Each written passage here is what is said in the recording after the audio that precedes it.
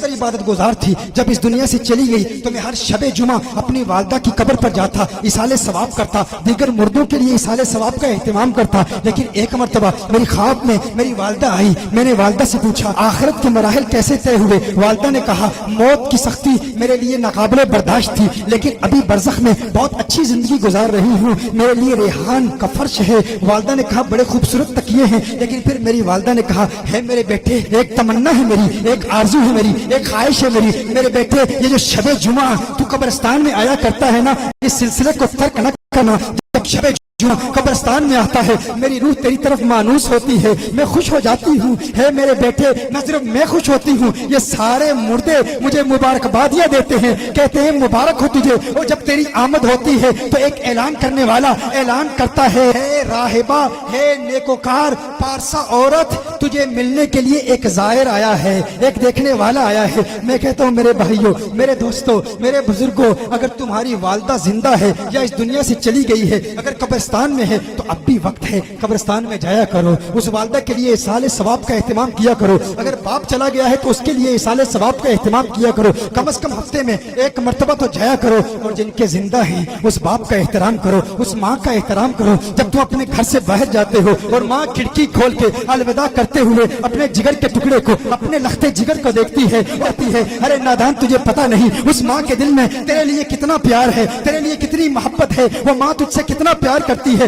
تو ماں کی گستاخی کرتا ہے، بدتمیزی کرتا ہے ماں دروازہ نہ کھولا کر۔ وہ ماں جس کی آنکھ رات کو نہیں لگتی اس وقت تک جبکہ اس کی آنکھوں کا تارا، اس کے دل کا سہارا گھر میں لوٹ کر نہیں آتا، ماں سوتی نہیں، باپ سوتا نہیں۔ ارے تجھے پتہ نہیں ان بزرگوں کے وجود کی وجہ سے، گھر میں ان کی موجودگی کی وجہ سے کتنی بڑی بڑی مصیبتیں چلتی ہیں، کتنی بڑی بڑی پریشانیاں چلتی ہیں۔ تو سمجھتا ہے کہ تو زندگی کے بڑے بڑے فیصلے کرتا ہے، اپنے شعور، اپنے فہم، علم آپ کو چھوڑ کے چلا جاتا ہے۔ وہ بڑی حسرت بڑی نگاہوں سے دیکھتا ہے کاش میرا بیٹا چند لمحے میرے ساتھ گزارتا، کاش میرا بیٹا چند پیار بڑی باتیں مجھ سے کرتا۔ وہ تجھ سے کچھ نہیں چاہتا۔ ہر چند کے وقت گزرنے کے ساتھ ساتھ جب باپ بوڑھا ہو جاتا ہے، جب اس کی عمر زیادہ ہو جاتی ہے تو وہ بچپن کی باتیں ریپیٹ کرتا ہے، وہ چاہتا ہے باتیں کرے، وہ چاہتا ہے کوئی باتیں سنے۔ کبھی کبھی اس کی باتیں غیر معقول بھی ہوتی ہیں، کبھی کبھی اس کی باتیں نامناسب بھی ہوتی ہیں، کبھی کبھی تو زندگی کے 10 سال اس کی وہی باتیں بار بار سنتا رہتا ہے، تھک جاتا ہے۔ ارے کیا یہ پرانی باتیں کرتا ہے،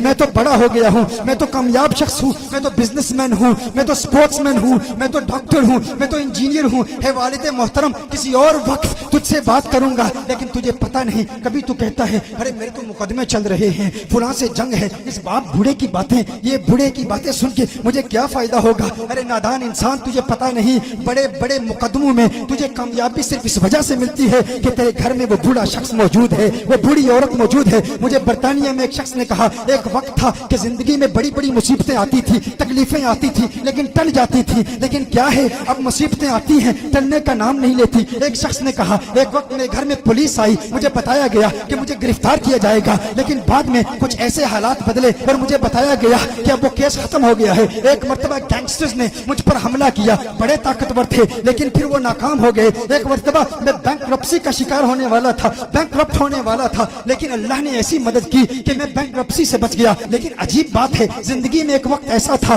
جب پریشانیاں آتی تھی ٹل جاتی تھی، اب آتی ہیں ٹلنے کا نام نہیں لیتی۔ میں نے پوچھا کون سا وقت ہے؟ میں نے کہا کیا اس وقت ماں باپ زندہ تھے؟ کہا دونوں زندہ تھے۔ میں نے کہا کب انتقال ہوا؟ کہا جب سے انتقال ہوا اس وقت تک مصیبتیں آتی ہیں ٹلتی نہیں ہیں۔ میں نے کہا نادان تو نے اسلام کے مزاج کو سمجھا ہی نہیں، یہی تو میرے آقا صلی اللہ علیہ وسلم کی تعلیم ہے۔ وہ باپ جو گھر میں بیٹھا ہے، ارے نادان ذرا لاڈ سے اس سے بات کر لیا کر، ذرا پیار سے اس سے بات کر لیا کر۔ وہ جو لوگوں پر روب ڈالتا تھا اب زمانے میں کوئی اس کی بات سننے والا نہیں، اب زمانے میں اس کو کوئی برداشت کرنے والا نہیں۔ وہ بوڑھا چاہتا ہے ارے میرا بیٹا آئے مجھ سے پیار بڑی باتیں کرے، وہ زمانے کو سنانا چاہتا ہے، اپنی بچپن کے قصے سنانا چاہتا ہے، اپنے بچپن کی باتیں سنانا چاہتا ہے، کوئی سننے والا نہیں۔ جو بندہ اپنے بوڑھے باپ کو ہنساتا ہے، لطیفے سناتا ہے، اس کے لبوں پر کھلکھلاہٹ مسکراہٹ کی دیکھ کر خوش ہو جاتا ہے، دنیا کی کوئی قوم اسے ناکام نہیں کر سکتی، कोई उसे उस पर फतह हासिल नहीं कर सकती। वो हमेशा फाते रहेगा, हमेशा गालिब रहेगा,